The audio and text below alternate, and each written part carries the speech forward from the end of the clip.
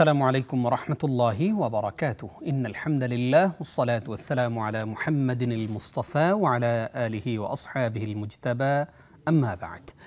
প্রিয় দর্শক শ্রোতা, আশা করছি আল্লাহর মেহেরবানিতে ভালো আছেন। রবিউল আউয়াল মাস চলছে। পুরো মাস জুড়ে আমরা প্রিয় নবীজি সাল্লাল্লাহু আলাইহি ওয়াসাল্লামের পুরো জীবনটা নিয়ে আলোচনা করার চেষ্টা করছি।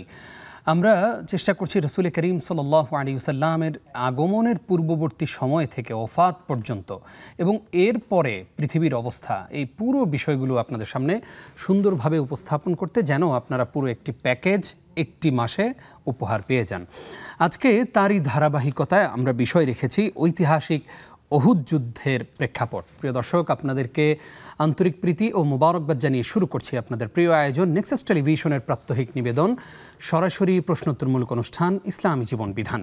আপনাদের সঙ্গে আজকে পুরো আয়োজন জুড়ে আছি আমি নিজাম বিন মুহিব, আর আমার সঙ্গে রয়েছেন দেশের একজন প্রখ্যাত আলেমে দ্বীন।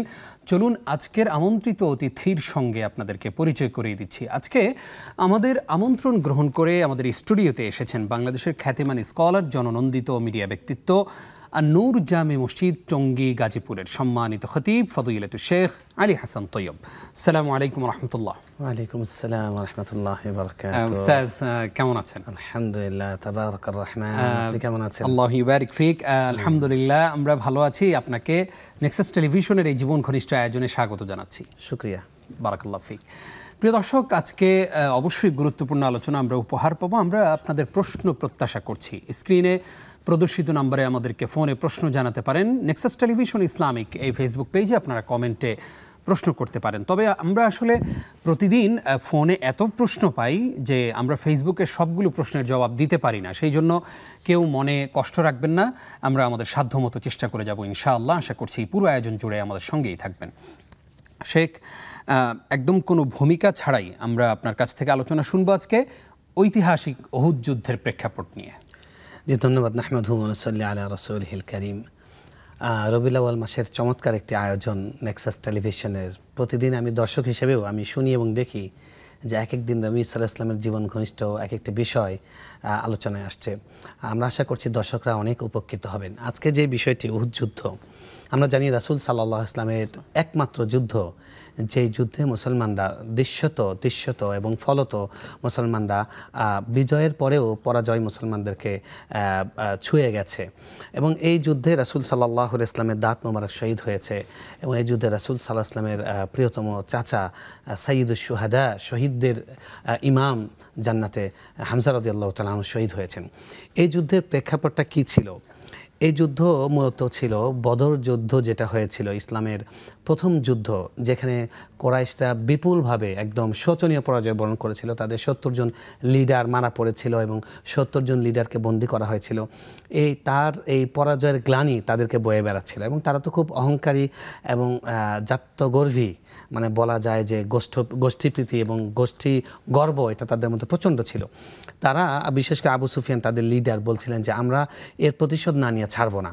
এবং ঠিক 1 বছর পরেই 3 হিজরিতে শাওয়াল মাসে, আগেরটা ছিল রমজান মাসে 2 হিজরিতে, আর বদরের যুদ্ধের পরে সেটার প্রতিশোধ হিসেবে তারা এই যুদ্ধটা করার জন্য তারা গোপনে 3000 বিশাল বাহিনী কাফেলা তৈরি করে এবং মক্কার লোকদেরকে বলে, তোমাদের যার যা আছে সম্পদ অস্ত্র সব তোমরা দিয়ে দাও, তোমাদের বাপদাদা তোমাদের ভাই বেরাদারের প্রতিশোধ নিতে হবে। এবং তারা কিন্তু প্রতিশোধ নেবার জন্য আসছিল। তো রাসূল সাল্লাল্লাহু আলাইহি ওয়াসাল্লামের কাছে তার এক চাচা তখনও মক্কায় ছিলেন, তিনি গোপনে চিঠি পাঠালেন যে তারা প্রস্তুতি নিচ্ছে, মদিনায় হামলা করবে। রাসূল সাল্লাল্লাহু আলাইহি ওয়াসাল্লাম এই সংবাদটা পাবার পরে তিনি সাহাবীদের সঙ্গে পরামর্শ বসলেন, যেটা তার জন্য জরুরি ছিল না। কিন্তু নবী সাল্লাল্লাহু আলাইহি ওয়াসাল্লাম, তিনি একজন রাষ্ট্রপ্রধান হিসেবে তার রাষ্ট্র পরিচালনা একটা সুন্দর নীতি ছিল, তিনি পরামর্শ করতেন। তিনি কিন্তু নবী ছিলেন, শুধু রাষ্ট্রপ্রধান ছিলেন না, তার জন্য জরুরি ছিল না। কিন্তু আল্লাহ তাকে নির্দেশনা দিয়েছেন, ওয়াশাবিরহুম ফিল আমর ফাইজা আযামতা ফাতাওয়াক্কাল আলাল্লাহ ওয়া আমরুহুম শুরা বাইনাহুম। আপনি পরামর্শ করেন, এবং মুসলমানদের বৈশিষ্ট্য হলো তারা পরামর্শ করবে। আজকে আমাদের নতুন বাংলাদেশ গঠন হচ্ছে, এখানেও কিন্তু এই আদর্শটা আমাদের সবার ফলো করা উচিত, পরামর্শ ভিত্তিক সব কিছু করা। তো রাসূল সাল্লাল্লাহু আলাইহি ওয়াসাল্লাম পরামর্শে বসলেন। তার ইচ্ছা ছিল যে তিনি মদিনায় থেকেই তাদেরকে মোকাবেলা করবেন। এবং প্রবীণ সাহাবীদের মত সেটাই ছিল, তারাও চাচ্ছিলেন যে মদিনার ভেতরে থেকেই তারা আত্মরক্ষা করবেন। তো কিন্তু যে সমস্ত সাহাবীরা বদর যুদ্ধে অংশ নিতে পারেননি তারা আফসোসে তারা খুব আফসোস করছিলেন যে ইসলামে বদর যুদ্ধে যারা ইসলামের প্রথম যুদ্ধ হলো সেটাতে মুসলমানরা বিজয় লাভ করলো এবং আল্লাহ তাদের জন্য অনেক প্রশংসা করলেন এবং কিয়ামত পর্যন্ত তারা যে মর্যাদা পেলেন যেই মর্যাদা আর কেউ পাবে না। তো এই কারণে তাদের মধ্যে একটা আফসোস কাজ করছিল, তাদের মধ্যে খুব আবেগ কাজ করছিল, তারা বিশেষ করে যুবক সাহাবীরা যে না আমরা মদিনার বাইরে গিয়ে তাদেরকে প্রতিহত করব এরকম। তো তাদের পীড়াপিড়িতে বা তাদের পরামর্শে রাসূল সাল্লাল্লাহু আলাইহি ওয়াসাল্লাম তার ব্যক্তিগত মত কিন্তু ছিল মদিনায় থাকার, কিন্তু তিনি পরামর্শকে গুরুত্ব দিলেন এবং তিনি ঠিক আছে এক পর্যায়ে তিনি উঠে চলে গেলেন, বাসার ভেতরে গেলেন, বাসার ভেতরে গিয়ে তিনি যুদ্ধ বর্ম পড়লেন, পরে বাইরে আসলেন। এর মধ্যে সিনিয়র সাহাবীরা নবী সাহাবীদেরকে বললেন যে তোমরা এত আবেগে এটা করছো, তোমাদের বোঝা উচিত ছিল আল্লাহ রাসূল সাল্লাল্লাহু আলাইহি ওয়াসাল্লাম কী চাচ্ছেন, তার কিন্তু চাওয়া ছিল মদিনায় থেকেই। তখন তারা বললেন না আমাদের তো তাহলে ভুল হয়ে গেছে, আমরা ওনাকে রিকোয়েস্ট করি না, মদিনা থেকে আত্মরক্ষা করব। তারা গিয়ে বললেন, রাসূল সাল্লাল্লাহু আলাইহি ওয়াসাল্লাম বললেন কোনো নবীর জন্য এটা শোভন নয় যে যুদ্ধের পোশাক পরার পরে যুদ্ধ সমাপ্ত না হওয়া পর্যন্ত তিনি পিঠ ফিরবেন, এটা কোনো নবীর জন্য শোভন নয়। সুবহানাল্লাহ। আমাদের নবী সাল্লাল্লাহু আলাইহি ওয়াসাল্লাম তিনি শান্তির নবী ছিলেন, দয়ার নবী ছিলেন, রাষ্ট্রপ্রধান ছিলেন, মসজিদের ইমামও ছিলেন, কিন্তু যুদ্ধের সেনাপতি ছিলেন। ইসলামের যে পূর্ণাঙ্গ প্যাকেজ যদি কেউ দেখতে চায় রাসূল সাল্লাল্লাহু আলাইহি ওয়াসাল্লামকে পড়তে হবে, জানতে হবে। তো যাই হোক যুদ্ধ জন্য রাসূল সাল্লাল্লাহু আলাইহি ওয়াসাল্লাম বেরিয়ে গেলেন, বেরিয়ে তিনি যেখানে উহুদ পাহাড় আছে মদিনার উপকণ্ঠে উহুদ পাহাড়ে ওখানে গিয়ে তিনি তাঁবু গাড়লেন, একটা সেফ জোনে সুন্দর জায়গায় রাসূল সাল্লাল্লাহু আলাইহি ওয়াসাল্লাম সেখানে তাঁবু গাড়লেন, তারা অপর পাশে থাকলো। তো অন্যদিকে বিপরীত দিকে দুই দলের মাঝামাঝি একটা ছোট একটা নাতিদীর্ঘ পাহাড় ছিল, যেই পাহাড়ের নাম এখন জাবালুর রুমাত, মানে হলো তীরন্দাজ বাহিনীর পাহাড়। রাসূল সাল্লাল্লাহু আলাইহি ওয়াসাল্লাম ওখানে আব্দুল্লাহ ইবনে জুবাইর রাদিয়াল্লাহু তাআলা আনহুর নেতৃত্বে ৭০ জন সাহাবীকে বললেন যে তোমরা এখানে থাকবে, আমি কমান্ডার হিসেবে তোমাদের নির্দেশনা হলো আমরা যুদ্ধে হারি জিতি এবং এমনকি আমাদের মাথা যদি ঘোড়ার খুরের সাথেও পিষ্ট হতে থাকে তাও তোমরা এই জায়গাটা ছাড়বে না। তো যুদ্ধ শুরু হলো এবং কিছুক্ষণের মধ্যেই যুদ্ধে মুসলমানরা জয়লাভ করলেন এবং কাফেররা যারা ৩,০০০ বাহিনী আর মুসলমানদের মাত্র ১,০০০, ১,০০০-এর মধ্যে আবার আব্দুল্লাহ ইবনে উবাই ইবনে সালুল মুনাফিকদের লিডার, তার চক্রান্তে আরও ৩০০ জন মাইনাস হয়ে গেল, অনলি ৭০০ মানুষ, ওদিকে ৩,০০০ মানুষ, ৩,০০০ কাফের। কিন্তু এই ৭০০ জনের কাছে তারা নাস্তে নাবুদ হলো এবং মুসলমানরা গনিমত সংগ্রহ করা শুরু করলেন এবং যুদ্ধে স্পষ্টতই তারা পরাজিত, মুসলমানরা বিজয়ী হয়েছেন। বারা ইবনে আজিজ রাদিয়াল্লাহু তাআলা আনহু বলছেন যে আমি দেখলাম যে কুরাইশ নারীরা যারা এতক্ষণ পর্যন্ত বংশীয় গরিমা গাইছিল গান এবং কবিতার মাধ্যমে, তারা এখন মুখ ঢাকছে এবং আত্মরক্ষার চেষ্টা করছে, তারা কান্নাকাটি করছে যে হ্যাঁ আমরা শেষ। তো আমরা তখন গনিমত সংগ্রহ করতে শুরু করলাম।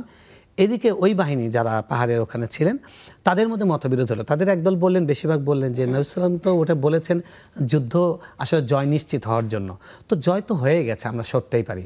এটা তাদের একটা ইজতিহাদি ভুল ছিল, চিন্তাগত ভুল ছিল। কিন্তু যিনি লিডার তিনি বললেন না, আল্লাহ নবী সাল্লাল্লাহু আলাইহি ওয়াসাল্লামের আদেশ আমি অমান্য করব না। তারা সরে গেলেন, উনি একা ছিলেন, দু একজন ছিলেন, তিনি তাদের আঘাতে শহীদ হয়ে গেলেন। খালিদ বিন ওলীদ দেখলেন তখন তিনি ইসলাম গ্রহণ করেননি, যে মুসলমানরা এখন সবাই গনিমত সংগ্রহ করছে আর পেছন দিক থেকে যদি হামলা করি আর ওদিকে সামনে তো তাদের মুখোমুখি একটা বাহিনী আছে, তো দুই দিক থেকে হামলা করে তারা মাঝখানে পড়ে যাবে। এবং তাই হলো, খালিদ বিন ওলীদ তো মুহাবির ছিলেন আগে থেকেই, তো হামলা করলেন। তখন অতর্কিত হামলায় মুসলমানরা খুব বিচ্ছিন্ন হয়ে পড়লেন, বিপর্যস্ত হয়ে গেলেন। এবং এর মধ্যে শয়তান ঘোষণা করলো যে কুতিলা মুহাম্মদ সাল্লাল্লাহু আলাইহি ওয়াসাল্লাম, মুহাম্মদ সাল্লাল্লাহু আলাইহি ওয়াসাল্লাম শহীদ হয়ে গেছেন। এই কথা বলা মাত্রই কি হলো আমরা জানবো ইনশাআল্লাহ। একটা ফোন নিয়ে আসি। আসসালামু আলাইকুম। ওয়ালাইকুম সালাম ওয়া রাহমাতুল্লাহ। ভাইয়া সম্মানিত শাইখের কাছে আমার দুটো কোয়েশ্চেন। জি জি। আমার ফার্স্ট কোয়েশ্চেন যে সিরাতুন নবী সম্পর্কে মানে অনেকে অনেক কথাই বলে যে এটা নাকি মানে সিরাতুন নবীর মাস, তো সিরাতুন নবী মানেটা কি, এক্স্যাক্টলি মানেটা কি, এটা আমি জানতে চাচ্ছি। আর সেকেন্ড কোয়েশ্চেন হচ্ছে, ভাইয়া শুনছেন আমাকে? জি জি আমরা শুনছি। হ্যাঁ, আমার সেকেন্ড কোয়েশ্চেন হচ্ছে যে কেউ যদি সারা বছর রোজা করে, সপ্তাহে ৩-৪টা রোজা হয়ে যায়, তো রাব্বুল আলামিনকে খুশি করার জন্য এবং তার মানে পরিবার পরিজন যাতে ভালো থাকে, নিজে ভালো থাকে, সেজন্য যদি সে রোজা করে সপ্তাহে ৩-৪টা করে, তাহলে কি সেটা মানে ইবাদতের পর্যায়ে পড়বে, কিছুকে সওয়াব আসবে, নাকি সেটা বেদায়েতের পর্যায়ে পড়ে যাবে? বলবেন। আসসালামু আলাইকুম। ওয়ালাইকুম আসসালাম। আরো একজন দর্শক আছেন আমাদের সঙ্গে। আসসালামু আলাইকুম। আচ্ছা আপনি জি জি জি আমরা শুনছি আপনাকে। জি আমি আস্তানা বলছিলাম, ঢাকা ওয়ারি থেকে। জি বলুন। আমার কোয়েশ্চেনটা হচ্ছে, আমরা মুসলিম কিন্তু আমার বাসার গৃহকর্মী যিনি হেল্পিং হ্যান্ড তিনি হচ্ছেন হিন্দু। তো সেক্ষেত্রে আসলে উনাকে দিয়ে কাজ করালে বা উনার হাতে খাবার বা আমরা একসাথে খাবার খাচ্ছি সেখানে কোনো সমস্যা হবে কিনা? আর হচ্ছে গিয়ে সালাতুল দুহার নামাজটা ওয়াক্তটা সকালে কখন শুরু হয়? কোন নামাজটা? আর আরেকটা প্রশ্ন হচ্ছে আসর মাগরিব সালাতুল দুহার নামাজটা। দুহা। দুহা। জি জি জি। হ্যাঁ, এই নামাজটার ওয়াক্তটা আসলে কখন শুরু হয়? আরেকটা হচ্ছে আসর মাগরিব এশা একই ওযু দিয়ে পড়া যাবে কিনা? আচ্ছা আচ্ছা, জি ধন্যবাদ আপনাকে, আপনি থাকুন আমাদের সঙ্গে। জি শেখ, তারপরে জি, যুদ্ধের উল্লেখযোগ্য ঘটনার মধ্যে ছিল আল্লাহ রাসূল সাল্লাল্লাহু আলাইহি সাল্লাম হ্যাঁ মুহাম্মদ সাল্লাল্লাহু আলাইহি সাল্লাম নিহত হয়েছেন, এটা শয়তান ছড়িয়ে দিয়েছিল, কিন্তু আসলে রাসূল সাল্লাল্লাহু আলাইহি সাল্লাম জীবিত ছিলেন এবং পরের ঘটনা তো আমরা জানি। তো আসলে যেটা হয়েছিল যে খালিদ বিন ওয়ালিদ এদিক থেকে আক্রমণ করে ওনাদেরকে পরাস্ত করে গিয়ে একদম রাসূল সাল্লাল্লাহু আলাইহি সাল্লামের সামনে যারা ছিলেন তাকে নিরাপত্তা দেওয়ার দায়িত্বে যারা ছিলেন তাদের প্রায় অনেকে শহীদ করে দেন এবং সেখানে মাত্র 12 জনের মতো ছিলেন। রাসূল সাল্লাল্লাহু আলাইহি সাল্লাম প্রায় একা পড়ে গেছেন, এক পর্যায়ে তিনি মাত্র 2 জন ছিলেন সেখানে, আবু বকর রাদিয়াল্লাহু তাআলা, আনাস রাদিয়াল্লাহু তাআলা, 2-3 জন সাহাবী ছিলেন। তো রাসূল সাল্লাল্লাহু আলাইহি সাল্লামকে তীব্র বেগে আঘাত করা হয় তার শিরস্ত্রাণে, এবং শিরস্ত্রাণ সেখানে ফেটে কেটে তরবারি আঘাত করে তার দাঁত মোবারকে, এবং রাসূল সাল্লাল্লাহু আলাইহি সাল্লামের সামনের দাঁত পড়ে যায়, এদিক দিয়ে একটা শিরস্ত্রাণের একটা লোহা তার ভেতরে তার গালের মধ্যে তার ঢুকে যায় এবং তিনি রক্তপাত হয় এবং তিনি তখন পড়ে যান, ঘোড়া থেকে গর্তের মধ্যে তিনি পড়ে যান এবং তিনি তখন বলছিলেন যে সেই উম্মতের কি হবে যে উম্মত তার নবীর রক্ত ঝরায়, এবং তিনি তখন দোয়া করেছিলেন যাতে আল্লাহ তাদেরকে শাস্তি না দেন। তো আসলে আমাদের নবী সাল্লাল্লাহু আলাইহি ওয়াসাল্লামের কিন্তু দাঁত শহীদ হয়েছে, তিনি আল্লাহর শ্রেষ্ঠ সৃষ্টি এবং তার কোনো ক্ষতি হওয়ার কথা নয়। আমরা পৃথিবীর লিডারদেরকে দেখি তারা ময়দানে থাকে না, কিন্তু আমাদের নবী সাল্লাল্লাহু আলাইহি ওয়াসাল্লাম সামনে থেকে লিড করেছেন এবং তারও রক্ত গিয়েছে। আমরা আসলে ইসলামটাকে আমরা যে আমাদের নবী তাকেও তো জানতে চাই না। আমাদের কত সিনেমা দেখার সময়, কত মুভি দেখার সময়, উপন্যাস পড়ার সময় আছে, ইউটিউব দেখার সময় আছে, গেমস খেলার সময় আছে, কিন্তু রাসূল সাল্লাল্লাহু আলাইহি ওয়াসাল্লামকে নিয়ে আমি পড়তে পারি না। আমি সেদিন এক মাহফিলে বলছিলাম যে হাত তোলেন তো কজন নবীকে পড়েছেন শুরু থেকে শেষ পর্যন্ত তার জীবনী, মাত্র 3 জন লোক হাত তুলেছে। এবং প্রত্যেকটা মসজিদে যদি মুসল্লিদের বলা হয় জুমার দিনে এইরকমই অবস্থা হবে, এরকম কেন? এবং আমি বলবো যে ইউটিউবে মানে সিরিজ আছে, সিরিজ আছে রেইনড্রপসের, খুবই চমৎকার।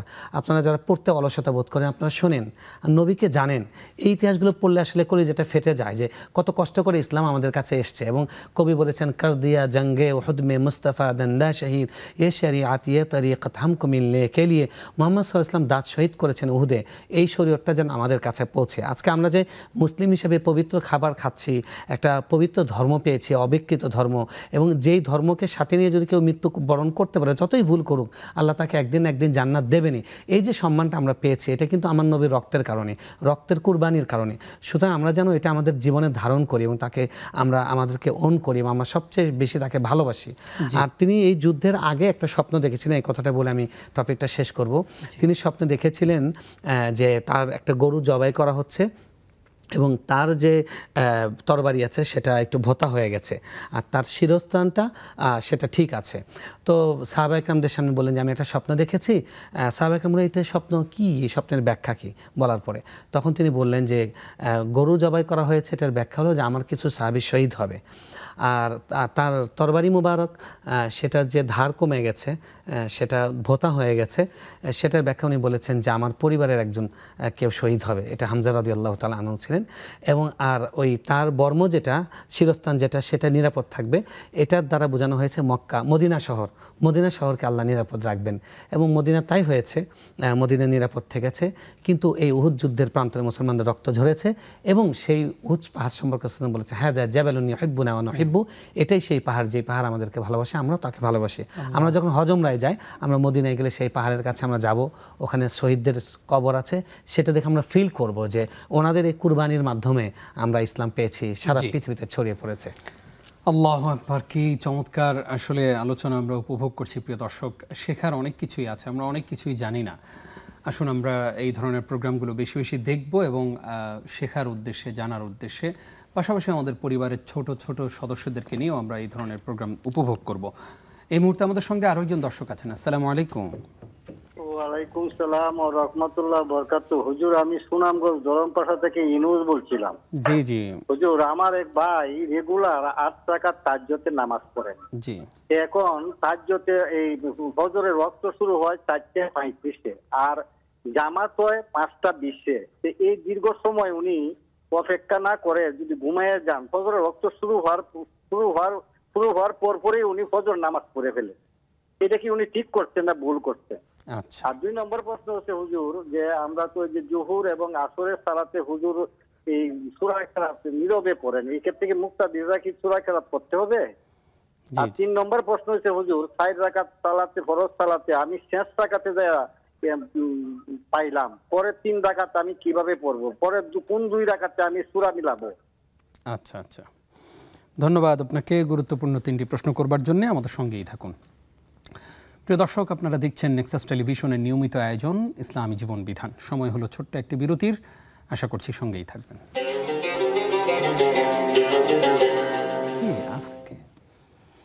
স্বাগত আরও একবার। প্রিয় দর্শক, দেখছেন ইসলামী জীবন বিধান। গুরুত্বপূর্ণ আলোচনা শুনছিলাম ঐতিহাসিক অহুদ যুদ্ধের প্রেক্ষাপট নিয়ে। এখন আমরা প্রশ্ন উত্তর পর্বে চলে যাচ্ছি। আপনারা ঝটপট আমাদেরকে প্রশ্ন করুন। শেখ, আপনাকে স্বাগত। শুকরিয়া। আমাদেরকে একজন প্রশ্ন করেছেন, সিরাতুন নবী মানে কি? যে সুন্দর প্রশ্ন। এই মাসে যেহেতু শব্দটা বারবার উচ্চারণ হচ্ছে, দেখুন সিরা শব্দের অর্থ হলো লাইফ স্টোরি, জীবন কথা, জীবন আলেখ্য। তো সিরাতুন নবী মানে হলো নবী সাল্লাল্লাহু আলাইহি ওয়াসাল্লামের জীবন কথা, জীবন আলেখ্য। তো তার যে পুরা লাইফ স্টাইলটা ছিল, পুরা জীবনীটা ছিল, সেটাকেই সিরা বলা হয়। জি, আচ্ছা। আর মিলাদুন নবী মানে? আর মিলাদ শব্দের অর্থ হলো জন্ম, জন্মদিন, জন্মের সময়। তো মিলাদুন নবী মানে কিন্তু তার জন্ম সংক্রান্ত যেই বিষয়গুলো সেগুলো, এটা ওনার জীবনের মাত্র কয় মিনিটের একটা পার্ট। আর সিরাতুন নবী হলো এই জন্ম এটা সহ মিলাদুন নবী থেকে নিয়ে ওয়াফাতুন নবী পর্যন্ত সবকিছু এর মধ্যে আছে, মৃত্যু পর্যন্ত সবকিছু আছে। আর আল্লাহ রাসূল সাল্লাল্লাহু আলাইহি ওয়াসাল্লামকে আল্লাহ বলেছেন তার জীবনকে অনুসরণ করার জন্য, অর্থাৎ সিরাতকে। লাকাদ কানা লাকুম ফি রাসূলিল্লাহি উসওয়াতুন হাসানাহ। সুতরাং মানে মিলাদ নিয়ে মারামারি না করে তার সিরাতকে আমাদের জীবনে আনা দরকার, আমাদের জীবনে বাস্তবায়ন করা দরকার। আমরা দেখি যে আমাদের সমাজে কেউ রবিউল আউয়াল মাস আসলে কেউ সিরাতুন নবী প্রোগ্রাম করেন, কেউ মিলাদুন নবী কেন্দ্রিক প্রোগ্রাম করেন, কেউ উসওয়াতুন নবী প্রোগ্রাম করেন। আসলে মানে এই সবগুলো একসাথে করলেই তো আমরা সিরাতুন নবী প্রোগ্রামটা করতে পারি। এই বিষয়ে আমাদের দর্শকদের মধ্যে 2টা গ্রুপ আছেন। কেউ মিলাদুন নবী বলেন যে আমি মিলাদুন নবী মানি, কেউ বলেন যে আমি সিরাতুন নবী ভিতরেই তো মিলাদুন নবী মানি। পুরো বিষয়টা নিয়ে যদি সংক্ষেপে, আসলে সংক্ষেপে আমরা যদি যেটা বলি, যেটা বলার কথা আসলে সেটা হলো যে আমাদের উদ্দেশ্য কি, নবী সাল্লাল্লাহু আলাইহি ওয়াসাল্লামের জন্মদিন, মৃত্যুদিন বা উহুদ যুদ্ধ দিবস, অমুক যুদ্ধ দিবস, এগুলো পালন করার কোনো কর্মসূচি আল্লাহ দেননি, নবী সাল্লাল্লাহু আলাইহি ওয়াসাল্লাম দেননি, সাহাবীরা পালন করেন। আমাদেরকে আল্লাহর কি আদেশ? আতি আল্লাহ ওয়া আতি রাসূল, রাসূলকে অনুসরণ করো। মা আতাকুম রাসূল ফাখুদু ওয়া মা নাহাকুম আনহু ফান্তাহু, উনি যা বলেন তা করো, উনি যা বলেন তা ছাড়ো, ওনাকে অনুসরণ করো, ওনাকে অনুসরণ না করলে এই হবে। এই কথাগুলো দিয়ে কোরআন ভরা। তাই ওনার যে কর্ম, ওনার যে কর্মপন্থা, যেটাকে সুন্নাহ বলা হয়, সেটাকে অনুসরণ করাই হলো আমাদের কাজ। আর এটাকে সিরাতুন নবীর দ্বারাই বেশি বোঝানো হয় এবং সিরাতুন নবীর মধ্যে তার পুরা জীবনীটা আসে। বাকি আমরা বলবো যে শব্দটা বড় নয়, মানে মিলাদুন নবী, সিরাতুন নবী, উসওয়াতুন নবী সবগুলোই আছে, সবগুলোই তার জীবনের পার্ট। কিন্তু আমাদের কাম্য কি? আমাদের কাম্য হলো তার জীবন পুরোটাকে জানা এবং আমাদের জীবনের প্রত্যেকটা স্টেপে ওনাকে ফলো করা। এটা হলো মূল কাম্য। এটা নিয়ে বিবাদ করা এটা আমাদের কোনো কাজ নয়। আল্লাহ আমাদের ক্ষমা করুন। জি আমিন। আমাদের সঙ্গে এই মুহূর্তে দর্শক আছেন। আসসালামু আলাইকুম। জি ওয়ালাইকুম আসসালাম হুজুর, আমি মোসাম্মদ নীলা বলছিলাম পাবনা সদর থেকে। জি জি হুজুর, আমার 2টা প্রশ্ন ছিল। 1 নম্বর প্রশ্ন হচ্ছে যে আমি মানে আমার একটা ডিপিএস আছে, প্রতি মান্থলি 10,000 টাকা করে, ঠিক আছে, 5 বছর মেয়াদি। এটা আমার মানে 3 বছর হয়ে গিয়েছে, এখন 5 বছর মেয়াদিতে রেখে দিয়েছি। এটা হচ্ছে আপনার আমার মূল টাকা হবে 6, তারপরে তারা বলেছেন 5 বছর পরে আমি 7 লাখ টাকা পাবো, তাই না? এখন মূল টাকা যেটা 6, এখন 1 লাখ যেটা, সেটা কি মানে সুদ পর্যায়ে চলে যায় কিনা? এটা তো আমি মানে ফিক্স করে রেখেছি প্রতি মাসে। সোশ্যাল ইসলামী ব্যাংকে হুজুর। আচ্ছা আচ্ছা, জি জি। সোশ্যাল ইসলামী ব্যাংকে 10,000 টাকা করে রেখে দিয়েছি। তো এই 1 লাখ টাকা যেটা বাড়তি, সেটা কি আমার সুদের পর্যায়ে যায় কিনা, এটা একটু বলবেন। আর হুজুর, আমি মানে ফরজ নামাজের পরে আস্তাগফিরুল্লাহ 3 বার, আল্লাহু আকবার 1 বার, তারপর আল্লাহুম্মা আনতাস সালামু, তারপর আয়াতুল কুরসি, তারপর 3 তাসবিহ, এগুলো পড়েই কিছু কিছু ছোট আমলও আছে আমি করার চেষ্টা করি। তার মাঝে আরেকটা আমল আছে যে আল্লাহুম্মা ইন্না হুজুর আমার এখন দোয়াটা মনেই পড়ছে না। এটা করি কিন্তু এটা করা ঠিক আছে কিনা এটাই জানতে চাচ্ছিলাম, কিন্তু আমি মনে পড়তেছে না। জি আমার জি, আপনি মনে করুন, ইনশাআল্লাহ মনে হলে আবার আমাদের সঙ্গে যোগাযোগ করবেন ইনশাআল্লাহ। আরো একজন দর্শক আছেন। আসসালামু আলাইকুম। ওয়ালাইকুম আসসালাম। হুজুর ভালো আছেন? আলহামদুলিল্লাহ, আশা করছি আপনারাও ভালো আছেন। হুজুর আমার দুইটা প্রশ্ন ছিল। জি জি, বলুন না। প্রথম প্রশ্ন হচ্ছে যে আমার কয়েক লাখ টাকা আছে, তো এখন আমি সামান্য কিছু এবং মানে বাপের বাড়ি কয়েক লাখ থেকে আবার সামান্য? মানে কয়েক লাখ বলতে আমার কোনো ইয়ে নাই হুজুর, মানে বাড়ি নাই থাকার জন্য, কোনো আমি ভাড়া থাকি। আচ্ছা তো আচ্ছা সামান্য কিছু টাকা পেয়েছি হচ্ছে বাপের সম্পত্তি থেকে, আমার ওখানে আর কিছু পাওয়ার নাই, আচ্ছা। এটাই শেষ আচ্ছা সম্বল। এখন এই কয়েক লাখ টাকা দিয়ে আমি একটু বাড়ি বা ঘর করতে চাচ্ছি, একটু জায়গা কিনতে, কিন্তু এখনো কিনতে পারছি না। আচ্ছা। তো এখন এই টাকাগুলো আমি কোথায় রাখতে পারি, মানে শরিয়া মোতাবেক কোথায় রাখলে ভালো হয়? যেমন আমি তো কোনো ব্যবসা বা কোনো চাকরি করি না, জি। এখন এই কয়েক লাখ টাকার উপর তো আমার আপনার জাকাত আসে। জি জি। এখন এই জাকাতের টাকা যখন হাজবেন্ডকে বলছি, তখন হাজবেন্ড বলতেছে তোমার বাপের টাকা মানে বাড়ি থেকে পেয়েছো, এখান থেকে তুমি কিভাবে দিবা সেটা তুমি দেখো, আমি দিতে পারবো না। তো এখন এই জাকাতের টাকাটা দিতে হলে তো হুজুর আমার এই টাকার থেকে কিছু টাকা আসলে আমি জাকাতের টাকাটা দিতে পারবো। এখন শরিয়া মোতাবেক এই টাকাটা কোথায় রাখলে ভালো আমরা হয়? বুঝতে এখন পেরেছি। সুদ মুক্ত ভাবে ব্যাংকে রাখলে সেখানে তো কোনো মুনাফা বা কিছু মানে আসবে না, সেজন্য আমার এমন জায়গায় রাখা উচিত যেখান থেকে কিছু আসলে আমি কি জাকাতের টাকা সেখান থেকে দিতে পারবো। বুঝতে এ ব্যাপারে পেরেছি একটু আমরা। আপনি হুজুরকে, হ্যাঁ জি জি জি জি জি, ধন্যবাদ আপনাকে। থাকুন আমাদের সঙ্গে। খুবই গুরুত্বপূর্ণ অনেকগুলো প্রশ্ন পেয়েছি আজকে শেখ। একজন প্রশ্ন করেছেন যে কেউ যদি সারা জীবন রোজা রাখে ৩-৪টা করে সপ্তাহে, এটা কি সুন্নাহসম্মত হবে নাকি এটা বিদআত হবে? এক্ষেত্রে অনেক সময় দেখা যায় যে মহিলারা যদি রোজা রাখে, স্বামীরা অনেক সময় পছন্দ নাও করতে পারে যে নফল রোজা কেন রাখছো। জি দেখুন, প্রথম কথা হলো রাসূল সাল্লাল্লাহু আলাইহি ওয়াসাল্লাম সারা জীবন রোজা রাখা, যেটাকে সিয়ামুদ্দাহার বলা হয়, সারা জীবন রোজা রাখা, এটার পন্থা রাসূল সাল্লাল্লাহু আলাইহি ওয়াসাল্লাম বলে দিয়েছেন। সেটা তিনি বলেছেন যে আফজালুস সিয়াম সিয়ামু দাউদ কানা ইয়াসুমু ইয়াওমান ওয়া ইফতার ইয়াওমান। উত্তম রোজা হলো, আজীবন রোজা রাখার উত্তম পন্থা হলো যেটা দাউদ আলাইহিস সালাম করতেন। তিনি একদিন রোজা রাখতেন, একদিন রোজা ছাড়তেন।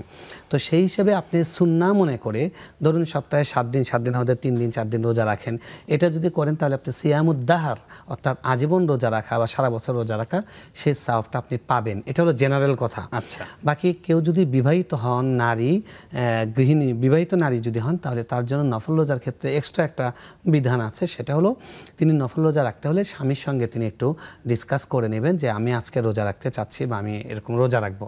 উনি যদি ওকে রাখা অসুবিধা নেই, তাহলে কোনো সমস্যা নেই। উনি যদি বলেন যে না তুমি রোজা রেখো না, তাহলে আপনি রোজা রাখবেন না, না রাখাটাই আপনার জন্য সওয়াব হবে। রোজা রেখে যে সওয়াব পাবেন, আপনি স্বামীর কথা শোনার কারণে, ওই নিয়তের কারণে আপনি সেই সওয়াবটা পরিপূর্ণ পেয়ে যাবেন ইনশাআল্লাহ। খুবই গুরুত্বপূর্ণ একটি প্রশ্নের জবাব জানলাম।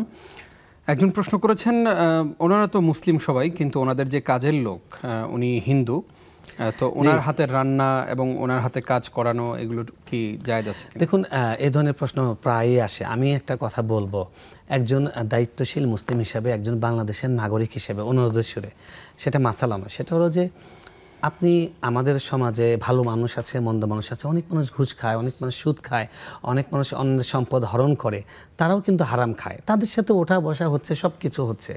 এটা নিয়ে কোনোদিন কেউ প্রশ্ন করে না। মানে একজন অমুসলিম তার বাসায় থাকে, তার মেসে থাকে, একসাথে ইফতারি খাওয়া যাবে কিনা, এই প্রশ্নগুলোর তো কোনো অর্থ নেই।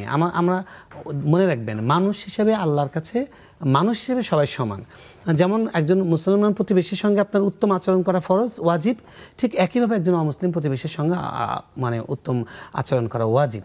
বরং এই ধরনের প্রশ্ন এরকম ওপেন মাধ্যমে, যেখানে অমুসলিম ভাইয়েরাও শোনেন, তাদের কাছে খারাপ লাগতে পারে, হ্যাঁ, যে তার মানে কি আমরা কি মানুষ না নাকি, না আমরা অন্য কোনো প্রাণী। এই জন্য আমি রিকোয়েস্ট করবো যারা দর্শক আছেন এই ধরনের প্রশ্ন করবেন, বরং প্রশ্ন এইভাবে করবেন যে আসলে আমরা আমাদের ধর্ম পালন যারা করে না, ধর্মকে যারা লালন করে না, এরকম মানুষের সঙ্গে আমাদের এই হতে পারে কিনা, এইভাবে প্রশ্ন আমরা করতে পারি।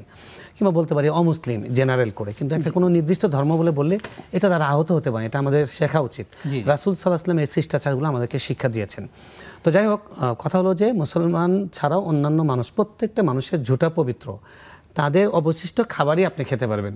আর রান্না করা খাবার, ঘরে কাজ করে কোনো সমস্যা নেই। রাসূল সাল্লাল্লাহু আলাইহি ওয়াসাল্লামের পরিবারে অমুসলিম ওনার একজন ইহুদি বাচ্চা ছিল, তার সেবা করত, এবং সেই বাচ্চাকে উনি মানে মৃত্যুর সময় মারা যাচ্ছে অসুস্থ হয়ে, তিনি তাকে দেখতে গিয়েছেন এবং তাকে বলছেন তুমি মরেই যাচ্ছ বাবা, আমি অনুরোধ করছি তুমি এখন ইসলাম গ্রহণ করো। তার বাবা তখন বলেছে ঠিক আছে, আতিয়া মুহাম্মদ সাল্লাল্লাহু আলাইহি ওয়াসাল্লাম, নবী সাল্লাল্লাহু আলাইহি ওয়াসাল্লামের কথা শুনে ইসলাম গ্রহণ করো। তো ইসলাম গ্রহণ করেছে। তার মানে কি, রাসূল সাল্লাল্লাহু আলাইহি ওয়াসাল্লামের বাসায় কাজের ছেলে ছিল ও একজন ইহুদি। সুতরাং এটাকে আমরা এভাবে আমরা না নিই, আমরা বরং এটাকে অপরাধ বিবেচনা করি যে যারা অন্যের সম্পদ হরণ করে এদের সাথে যেন সংস্রব আমাদের কম হয়, এদের অর্থের ভাগ যেন আমাদের কপালে না আসে। জি, খুবই জটিল এবং সুন্দর একটি প্রশ্নের জবাব আমরা পেয়েছি। আশা করছি আমরা প্রত্যেকে এই বিষয়গুলোতে সতর্ক থাকবো ইনশাআল্লাহ। প্রিয় দর্শক, আপনারা দেখছেন নেক্সাস টেলিভিশন এবং আপনারা দেখছেন ইসলামী জীবন বিধান। গুরুত্বপূর্ণ আয়োজনের এই পর্যায়ে আরও একটি বিরতির সময় হলো, আমাদের সঙ্গেই থাকুন।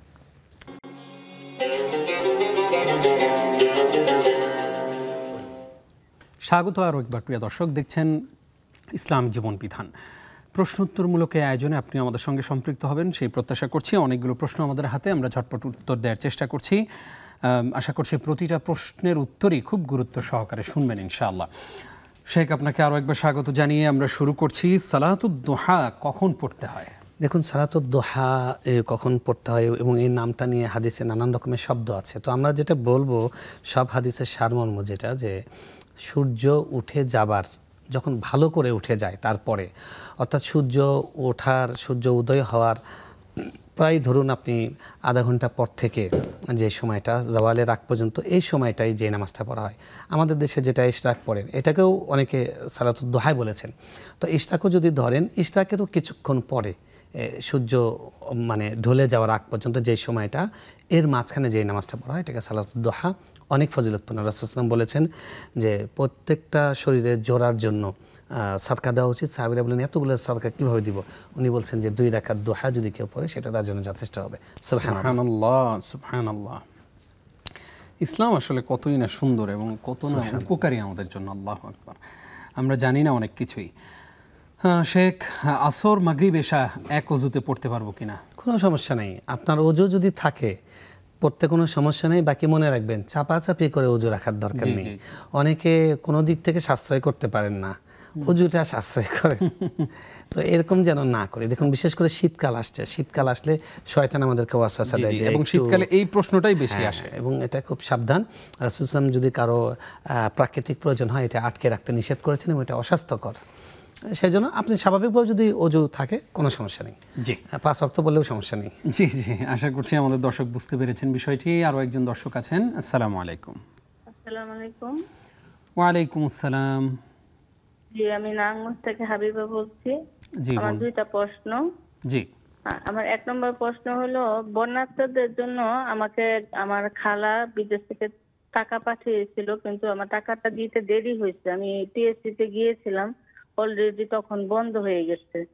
এখন এই টাকাটা আমি কি করব, এই একটা প্রশ্ন। আর দ্বিতীয় প্রশ্ন হলো, আমি ঢাকায় আমার মেয়ে পড়তো, আমি ওখানে থাকতাম, এখন নারায়ণগঞ্জে থাকি। এক তরকারি দোকানদার থেকে তরকারি কিনেছিলাম, কিন্তু উনি আমাকে 800 টাকা বেশি দিয়ে দিয়েছে। আমি আর খেয়াল করিনি, ব্যাগে নিয়ে চলে এসেছি। পরে ওখানে আর যাওয়া হয় নাই, অনেক দিন হয়েছে। এখন এই 800 টাকাটা আমি কি করব? এই 2টাই প্রশ্ন। জি, ধন্যবাদ আপনাকে।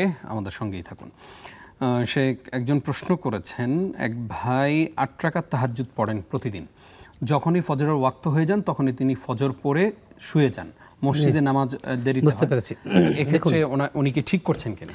দেখুন, এখানে 2টা কথা আছে। 1 নম্বর হলো, আমাদের দেশে যেটা হয়, আপনি যেটা বলেছেন যে এখন 4:35-এ তাহাজ্জুদের ওয়াক্ত শেষ হয়ে যাচ্ছে এবং ফজর শুরু হচ্ছে, সেখানে জামাত হচ্ছে 5:10-এ, 5:15-20-এ গিয়ে, তো প্রায় 40 মিনিটের মতো, আধা ঘন্টা 40 মিনিটের মতো সময়। এতক্ষণ সময় জামাতের জন্য অপেক্ষা না করে তিনি ওই যে বললাম সাশ্রয় এক ধরনের, এটা হলো ঘুম সাশ্রয়। যে আসলে উনি কি করছেন, নিজে নিজে অগ্রিম নামাজটা পড়ে, অগ্রিম মানে কি, ওয়াক্ত মতো নামাজটা পড়ে একাকী পড়ে শুয়ে পড়ছেন। কিন্তু তার জন্য হাদিস হলো ওমর রাদিয়াল্লাহু তাআলা আনহু, তিনি একদিন এক সাহাবীকে দেখলেন না ফজরে।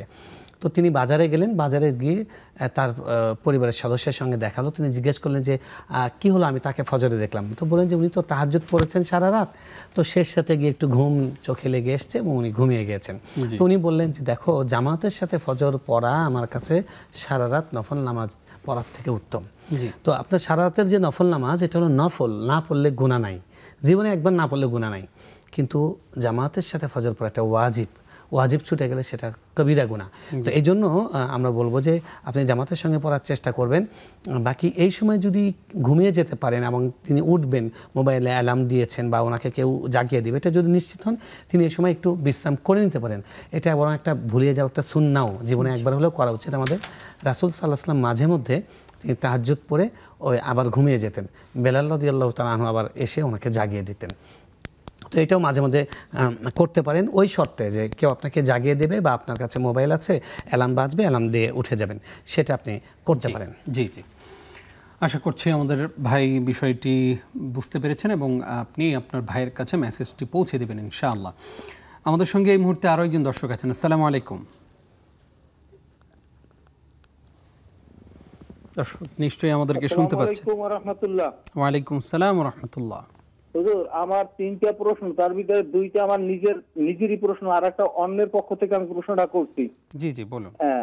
প্রথম আমার প্রশ্নটা হইল যে আরবি পড়তে পারি কিন্তু অর্থ পারি না, এক্ষেত্রে আরবি অনুবাদ শিখতে হলে সহজ পদ্ধতি কি আছে? জি জি, এই একটা প্রশ্ন। জি বলুন। দ্বিতীয় প্রশ্ন হইল, কোন এক সংসারে আমি একটু মীমাংসা করতে গিয়ে এই ব্যাপারটা হয়েছে, এই জন্য আমার বলতে হয় পুরোপুরি, আমি তার কি বলবো সেটা, তার স্ত্রী স্বামীর ভিতরে একটু দ্বন্দ্ব আছে। এখন শরীয়ত সম্মত হইল কিনা আমি তার কাছে মিট করতে গিয়ে বলতে পারতেছি না, এই জন্য প্রশ্নটা জানিয়ে নেওয়া। কোন সংসারে স্বামী স্ত্রীর ভিতরে বেশ একটা মিল মহব্বত নেই, তাছাড়া তাহাদের বিছানাও আলাদা। স্বামী যদি স্ত্রীকে ডাকেন অথবা কোনো কাজের আদেশ দেন, দায় সারা ভাবে করে দেন, রাগারাগি করেও দেখছেন কোনো কাজ হচ্ছে না বা কোনো পরিবর্তন নেই। দীর্ঘ 25 বছরের ঊর্ধ্বে তাদের সংসার জীবন। এই ক্ষেত্রে স্বামী কি তার ভরণ পোষণ বন্ধ করে দিতে পারেন? ইতিমধ্যে আমি একের অধিকবার গিয়া মীমাংসা করে দেই। এক পর্যায়ে মহিলাকে ধমক দিয়ে কথা বলি, তখন তিনি বলেন, কাকা আপনি আমার বাবা সমতুল্য, কি বলবো যে স্বামী তার স্ত্রীকে খুশি রাখতে পারে না, তাহার সাথে একই বিছানায় থেকে কি লাভ? সে যে ভাষায় এবং যেভাবে বলেছে আমি ঠিক তদ্রুপ বলার চেষ্টা করছি, ভুল ত্রুটি যেন আল্লাহ ক্ষমা করেন। প্রশ্ন হলো, স্বামীর আদেশটা কি শরিয়ত বিরোধী কিনা? আর শেষ প্রশ্ন হলো, এইটা হলো আমার প্রশ্ন, একটা সালাতে কেরাত করার সময় একাগ্রতার জন্য উচ্চারণের প্রতি খেয়াল না অনুবাদের প্রতি খেয়াল মনে আনতে হবে? ধন্যবাদ হুজুর। ধন্যবাদ আপনাকে, আপনি সুন্দর প্রশ্ন করেছেন এবং গুরুত্বপূর্ণ একটি প্রশ্ন, খুবই গুরুত্বপূর্ণ। আপনি থাকুন আমাদের আয়োজনের শেষ পর্যন্ত ইনশাআল্লাহ। শেখ আমাদেরকে একজন প্রশ্ন করেছেন যে এক ভাই নীরবে, অর্থাৎ কেউ যদি নীরবে যেই নামাজগুলো, অর্থাৎ যেখানে ইমাম সাহেব জোরে কেরাত পড়ে না, সেখানে কি নীরবে সূরা ফাতিহা পড়তে হবে বা অন্য কোনো সূরা মিলাতে হবে? যে দেখুন, ইমামের পেছনে যখন পড়বেন, প্রথম কথা হলো যে হানাফি মাযহাবে, ফিকহে হানাফিতে আপনার কোনো ফাতিহা পড়তে হবে না, কেরাত পড়তে হবে না। বাকি হাদিসে এটার কথা আছে, কেউ কেউ বলেছেন, আমাদের মাযহাবেরও কেউ কেউ বলেছেন যে নীরবের নামাজে পড়তে পারে। আর অন্যান্য মাযহাবে তো তারা স্পষ্টই বলেন সূরা ফাতিহা তারা পড়বে। জি ইনশাআল্লাহ। আমাদেরকে একজন প্রশ্ন করেছেন যে 4 রাকাত বিশিষ্ট নামাজে যদি 1 রাকাত পান, সেক্ষেত্রে বাকি নামাজটা কিভাবে পড়বেন? দেখুন, 1 রাকাত যদি আপনি পেয়ে থাকেন, তাহলে ইমাম যখন সালাম ফিরাচ্ছেন তখন আপনি দাঁড়িয়ে যাবেন। দাঁড়িয়ে গিয়ে আপনি একদম একটা নামাজ শুরু করলে যেরকম, অর্থাৎ সেখানে তাকবীর হবে, তারপরে সেখানে সানা হবে, আউযুবিল্লাহ বিসমিল্লাহ পড়বে, তারপরে সূরা ফাতিহা পড়বে, সূরা মেলাবে, সেভাবে আপনি দাঁড়িয়ে 1টা রাকাত পড়ার পরে বসে যাবেন। এটা বসার দিক থেকে 2য় রাকাত, আর কেরাতের দিক থেকে 1ম রাকাত। তাহলে আপনি বসে গেলেন, এটা আপনার প্রথম বৈঠক হলো। এরপরে আপনি পরের রাকাত দাঁড়াবেন, বৈঠক থেকে দাঁড়িয়ে সেটাও সূরা ফাতিহা পড়বেন এবং সূরা ফাতিহার সঙ্গে সূরা মেলাবেন। আর তারপরে আবার 3য় রাকাত পড়বেন, 4র্থ রাকাত অর্থাৎ শেষ রাকাত পড়বেন, সেই রাকাতে আপনার সূরা ফাতিহা পড়তে হবে, সূরা মেলাতে হবে না। জি, ওইভাবেই আপনি নামাজটা শেষ করবেন ইনশাআল্লাহ। প্রিয় দর্শক, আপনারা দেখছেন আপনাদের প্রিয় অনুষ্ঠান ইসলামী জীবন বিধান। আরও একটি বিরতি নিচ্ছি, কিছুক্ষণ পর ফিরছি ইনশাআল্লাহ।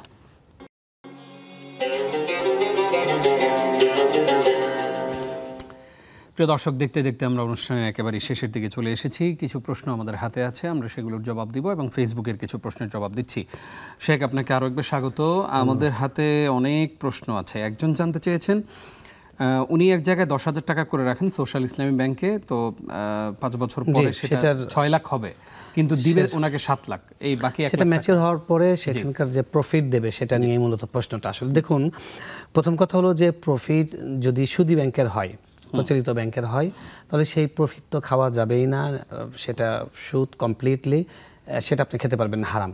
সেটা কি করবেন, সেটা আপনি নাও তুলতে পারেন, আর যদি তোলেন তাহলে দানের নিয়ত ছাড়া, অর্থাৎ দানের নিয়ত ছাড়া আপদ বিদায় এই টাইপের কাউকে দিয়ে দিতে পারবেন, গরিব কাউকে, যারা গরিব সাদকা খেতে পারে এরকম কাউকে। আর যদি সুদী ব্যাংক না হয়, ইসলামী ধারার কোনো ব্যাংকে হয়, তাহলে সেটা আপনি খেতে পারেন। মাসালাগত দিক থেকে, যেহেতু তারা বিজনেস করে, মাসালাগত দিক থেকে হলো উত্তর আইনত খেতে পারেন। নৈতিক দিক থেকে আমি বলবো, যদি আপনার এতটুকু সামর্থ্য থাকে যে এই প্রফিটটুকু না নিলে আপনার খুব বেশি যায় আসে না, তাহলে আমি বলবো সতর্কতামূলক খাবে, আপনি এটা ইউজ করবেন না, এটা আপনি গরিব কাউকে দিয়ে দেবেন, সতর্কতা। ফেসবুকে আমাদের সঙ্গে অনেকেই যুক্ত হয়েছেন। সাইদা মিম, তিনি প্রশ্ন করেছেন, কোমরে ব্যথার জন্য নফল সুন্নত নামাজ কিছুক্ষণ দাঁড়িয়ে চেয়ারে বসে পড়ে সিজদা জায়নামাজে দিয়ে আবার চেয়ারে বসে পড়লে কি নামাজ হবে? যে আপনি যদি দাঁড়াতে না পারেন, দাঁড়ালে খুব কষ্ট হয়, তাহলে তো অবশ্যই সেই সুযোগ আছে। জি জি। এম রাফি হাসিনা রাহা, তিনি প্রশ্ন করেছেন, অনুষ্ঠানের শুরুর মিউজিকটা কি শরীয়ত সম্মত? আসলে এটা তো আমরা দিয়ে নেই, এটা দেওয়া হয়েছে, হয়তো তারা বিবেচনা করবেন, এটা অনেকেই এটা তাদের দৃষ্টি আকর্ষণ করেছেন কর্তৃপক্ষের, আমরা আশা করব এটা তারা খেয়াল করবেন ইনশাআল্লাহ। মাহফুজা মুস্তফা, তিনি প্রশ্ন করেছেন, মৃত মা বাবার জন্য উমরা করা যাবে? কোনো ওসিয়ত করে যায়নি, কবরের আযাব মাফ করার জন্য যদি করা হয়, উমরা করতে গিয়ে 2-3 বার নিজের জন্য উমরা করা যাবে কিনা? জি, অবশ্যই করা যাবে এবং করা উচিত। মৃত ব্যক্তির জন্য, মৃত বাবা মার জন্য সন্তানদের যেসব করণীয় আমাদের দেশে সব আলোচিত হয়, হজ উমরার কথা আলোচিত হয় না, এবং অথচ উমরার দ্বারা অতীতের সব গুনাহ মাফ হয়ে যায়, নিষ্পাপ হয়ে যায়। তো সুতরাং এটা যাদের সামর্থ্য আছে, অর্থনৈতিক স্বাবলম্বিতা আছে, তারা কিন্তু উমরা করতে পারেন। আর আপনি উমরা সফরে গিয়ে একাধিক উমরা করা সুন্নত নয়, তবে অবকাশ আছে। হয়তো আপনি ঘুরতে গিয়েছেন মিকাতের বাইরে কোথাও, আসার সময় আরেকটা উমরা নিজের নামে করলেন, অসুবিধা নেই। শিরিন আক্তার সুমি, তিনি প্রশ্ন করেছেন, মেয়েরা হায়েজের সময় কোরআনের কোনো আয়াত তেলাওয়াত করতে পারবে কিনা? কোরআনের আয়াত তেলাওয়াত করতে পারবেন যদি সেটি দোয়া হিসেবে তিনি পড়েন। হ্যাঁ, এমনি কোরআন হিসাবে নয়, দোয়া হিসাবে পড়তে পারেন। বিশেষ করে দোয়ার আয়াত যেগুলো আছে সেগুলো পড়তে পারবেন ইনশাআল্লাহ। আমাদেরকে অনেকেই প্রশ্ন করেছেন, একজন বলছেন যে ওনার কাছে বাবার সম্পত্তি থেকে তিনি কিছু টাকা পয়সা পেয়েছেন, কয়েক লাখ টাকা ওনার কাছে আছে, জি, এক বোন প্রশ্ন করেছেন জায়গা কিনতে চাচ্ছেন, টাকাটা কোথায় রাখবেন? কারণ টাকা নিজের কাছে থাকলে যাকাত দিতে হবে, এবং স্বামী বলছেন এটা তোমার বাপের বাড়ি। বিশাল আমরা বৃত্তান্ত শুনলাম। দেখুন প্রিয় বোন, এখানে দু একটা বিষয় আছে। 1 নম্বর বিষয় হলো যে জাকাত দিলে সম্পদ কমে, এটা মাথা থেকে ফেলতে হবে। জাকাত দিলে সম্পদ বাড়ে।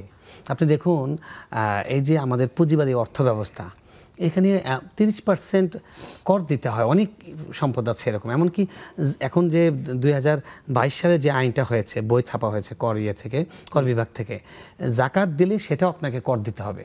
তো সব কিছুর মধ্যে কর, এবং 30%, আর আল্লাহ দিয়েছেন মাত্র 2.5%, এবং কিয়ামত পর্যন্ত 2.5% থাকবে। আপনার সম্পদ যতই বাড়ুক, সেটা একটু পরিমাণটা বাড়বে না। আর আমাদের করের নিয়ম হলো যে মিনিমাম যত উপরে যাবে সেটার আওতা কিন্তু আরও বড় হয়। তো সুতরাং কর দিলে আপনার কমতে পারে, কিন্তু জাকাত দিলে আল্লাহ তাআলা বাড়িয়ে দেন। এটা প্রথমে মাথায় ঢুকান, তাহলে আপনার কাছে জিনিসটা সহজ হবে। এরপরে আসুন যে আপনি এই মুহূর্তে টাকাটা কোথাও ইনভেস্ট করার মতো ব্যবস্থা পাচ্ছেন না, বা আপনি কিছু করেন না, করেন না, আপনি এই টাকা দিয়ে কী করবেন? আপনার কি কেউ নেই? আপনি বললেন যে আপনার স্বামী জাকাত দিতে চাচ্ছে, তাহলে আপনার স্বামী আছেন, আপনি এই টাকা থেকে প্রফিট করে কার জন্য বাড়াতে চাচ্ছেন? আপনি বরং আপনি টাকাটা রাখেন, আপনি কোনো ইসলামিক ব্যাংকে, ইসলামী ধারার কোনো ব্যাংক আপনি রাখতে পারেন, বা কোনো ব্যক্তির কাছে যদি বিশ্বস্ত পান সেখানে ইনভেস্ট করতে পারেন। যদি আমাদের বাজারের অবস্থা খুবই খারাপ, মানে বিশ্বস্ত যাকে মনে করবেন তিনি বিশ্বাস ভঙ্গ করবেন, তা অন্ততপক্ষে আপনি কোনো ভালো নিরাপদ ব্যাংকে রাখতে পারেন, জি। রেখে আপনি সেই টাকাটা করবেন না। জাকাত যেটা আসবে সেটা অবশ্যই দিবেন, আপনার টাকা থেকে দিবেন। যদি স্বামী দিতে না চান, দিলে তো ইহসান, যদি না দিতে চান তাহলে আপনার টাকা থেকে আপনাকে দিতে হবে। আপনার টাকা কমে যাবে সেই চিন্তা করাটা আপনার একদমই অবান্তর একটা চিন্তা। এবং যখন এই অ্যামাউন্টে যাবে যে এখন আর জাকাত পরিমাণ নাই, তখন কিন্তু আপনাকে আর জাকাত দিতে হবে না। জি, আমাদেরকে একজন প্রশ্ন করেছেন, বন্যার্তদেরকে দেওয়ার জন্য ওনার খালা ওনাকে কিছু টাকা দিয়েছিলেন, জি, পরবর্তীতে আর দিতে পারেননি। আপনি টাকাটা এখন বেশিরভাগই উনি টিএসসিতেও গিয়েছিলেন, ক্লোজ করেছে, আসুনা ফাউন্ডেশন ক্লোজ করেছে। আপনি বিভিন্ন দাতব্য সংস্থা, কল্যাণমূলক সংস্থা, তারা এখনো পুনর্বাসনের জন্য ওখানে টাকা খরচ করছে। এরকম যারা পুনর্বাসনে কাজ করছে এরকম কাউকে দিতে পারেন, এরকম অনেকেই আছে। আমি তো আপনাকে চিনি না, বা আমাদের পরিচিত হলে আমরা বলতে পারতাম। দেওয়া যাবে এটা না, এটা ওখানে দিলে ভালো, দিলে যেহেতু নিয়ত করেছেন এবং ওদের নিড আছে সেজন্য দিলে ভালো। জি, একজন প্রশ্ন করেছেন, তরকারি দোকানদারের কাছ থেকে উনি 800 টাকা বেশি নিয়েছিলেন, তরকারি দোকানদার ফেরত দিয়েছেন। আচ্ছা, ভুলে নিয়েছিলেন, এখন তাকে খুঁজে বের করার চেষ্টা করছেন, পাননি, যেটা আমরা শুনতে পারলাম। আসলে যদি খুঁজে না পাওয়া যায় তাহলে যেটা করণীয়, খুঁজবেন আন্তরিকভাবে, তারপরে যদি না পাওয়া যায় এবং আশপাশের দোকানদারকে বলা যে এরকম একজন এখানে বসতেন, উনি আসেন কিনা বা আসবেন কিনা, যদি নিশ্চিত হন যে ওনাকে হয়তো দেখার হবে না, তাহলে আপনি ওই পরিমাণ টাকা সাদকা করবেন এবং নিয়ত করবেন আল্লাহ এটা ওই ভাইয়ের পক্ষ থেকে এটা ওনার আমলনামায় পৌঁছে দিন। আর যদি কখনো দেখা হয়ে যায় তখন কিন্তু আপনার ওই টাকাটা দিয়ে দিতে হবে। জি, একজন প্রশ্ন করেছেন, স্বামী স্ত্রীর মধ্যে মিল মোহব্বত নেই, দুইজন আলাদা বিছানায় ঘুমান। আচ্ছা, পুরো প্রশ্নটা আপনি শুনেছেন। জি, দেখুন এখানে কয়েকটা ক্রাইসিস আছে। এক নাম্বার ক্রাইসিস হলো, আপনি প্রথম যা বলছিলেন আমরা তো খুবই হয়ে উঠেছিলাম, শেষে যেই বাক্যটা আমরা শুনলাম যে আসলে তো তাদের দাম্পত্য জীবনের যে মূল ব্যাপারটা, দাম্পত্য রিলেশন, সেই ব্যাপারটাই সম্ভবত আমরা যেটা বুঝলাম যে তার স্ত্রী আপনার কাছে বলেছেন যখন আপনি তাকে বোঝাতে গিয়েছেন যে তার কাছে তো আমার চাওয়া পূরণ হয় না। তো এরকম যদি হয়, এরকম অবস্থায় 25 বছর কেন অপেক্ষা করছেন? এটা তো আমাদের বোধগম্য নয়। ইসলাম তো কাউকে এমন করে নাই যে বিয়ে হয়েছে কিয়ামত পর্যন্ত বিয়েটা একদম টিকে রাখতে হবে, জান গেলে যাবে। জি জি, ইসলাম যেরকম বিবাহ করেছে, বিবাহের যদি কোনো কারণ হয় এরকম যে কোনোভাবেই এখানে টেকা যাচ্ছে না, একজনের উপর খুব জুলুম হয়ে যাচ্ছে, সেখানে সালিশ করা, মিলমিশের ব্যবস্থা করা, দুই অভিভাবকরা বোঝাবার চেষ্টা করা, বিছানা পৃথক করা, নানান প্রক্রিয়া অবলম্বন করার পরেও যদি দাম্পত্য জীবন কন্টিনিউ করা যায়, তাহলে ইসলাম কিন্তু সেখানে দাম্পত্য জীবন স্টপ করার ব্যবস্থা রেখেছে। তো এখানে উচিত ছিল ওই পুরুষ লোককে চিকিৎসার ব্যবস্থা করা। আর যদি চিকিৎসায় সুস্থ না হন তাহলে স্ত্রী চাইলে তিনি তার কাছে তালাক চাইতে পারবেন যে আপনি আমাকে তাহলে ছেড়ে দেন। আর যদি এরকম হয় যে তিনি তালাক চাচ্ছেন, তিনি দিচ্ছেন না, তাহলে তিনি কিন্তু ইসলামী আদালতের দ্বারস্থ হতে পারবেন। আমাদের মুসলিম পারিবারিক লতে এই ব্যবস্থাটা আছে, তিনি তার কাছ থেকে নিজেকে মুক্ত করে নিতে পারবেন। আর যদি এরকম হয় তিনি সবর করছেন, তার কোনো কষ্ট হচ্ছে না, তাহলে এটার জন্য তিনি যাজা পাবেন ইনশাআল্লাহ। আশা করছি আমাদের ভাই বুঝতে পেরেছেন। তবে মূল পয়েন্ট যেটা বলেছেন স্বামীর আনুগত্য, কিন্তু যতক্ষণ স্বামী স্ত্রী আছেন, আপনার স্ত্রী হিসেবে আপনার কথা, তার কথা মান্য করা আপনার জন্য ওয়াজিব। তিনি আপনার চাহিদা পূরণ করতে পারছেন না, এর জন্য প্রয়োজনে আপনি যে ব্যবস্থা আছে ইসলাম দিয়েছে সেগুলো নিতে পারেন। আপনি যদি থাকেন কন্টিনিউ করেন তার সাথে দাম্পত্য জীবন, তাহলে কিন্তু স্বামীর কথা আনুগত্য করা ওয়াজিব। একেবারেই সংক্ষেপে জানতে চাইবো, আরবি পড়তে পারেন কিন্তু অর্থ পারেন না, অনুবাদ দেখে দেখে কোরআন পড়তে পারবেন কিনা? হ্যাঁ, অবশ্যই অনুবাদ দেখে দেখে তো পড়া উচিত, যাতে আল্লাহ বোঝার জন্য আমাদেরকে কোরআন নাজিল করেছেন। এবং সাথে একজন মনে প্রশ্ন করেছেন নামাজের কোন দিকে খেয়াল করব, অনুবাদ না মূল? দেখুন, খেয়াল করবেন কেরাতের দিকে, আর অনুবাদটা তখন মাথায় আস্তে আস্তে হানা দেবে বা উকি দেবে। জাযাকাল্লাহ খাইর। অনেকগুলো প্রশ্নের জবাব জানলাম, গুরুত্বপূর্ণ বিষয়ে আলোচনাও শুনলাম, কষ্ট করে আমাদেরকে সময় দিয়েছেন সেজন্য আপনাকে ধন্যবাদ। আপনাকে অনেক ধন্যবাদ। জাযাকাল্লাহ খাইর। প্রিয় দর্শক, এতক্ষণ যারা আমাদের সঙ্গে ছিলেন আপনাদেরকেও ধন্যবাদ জানিয়ে শেষ করছি আজকের আয়োজন। দেখছিলেন ইসলামী জীবন বিধান, নেক্সাস টেলিভিশন। প্রতিদিন বিকাল 4টা থেকে 5টা পর্যন্ত এই অনুষ্ঠানটি আপনাদেরকে উপহার দিয়ে থাকে। আশা করছি সবসময় এই অনুষ্ঠানের সঙ্গেই থাকবেন। বিদায় নিচ্ছি আমি নিজাম বিন মুহিব। আসসালামু আলাইকুম ওয়া রাহমাতুল্লাহি ওয়া বারাকাতুহু।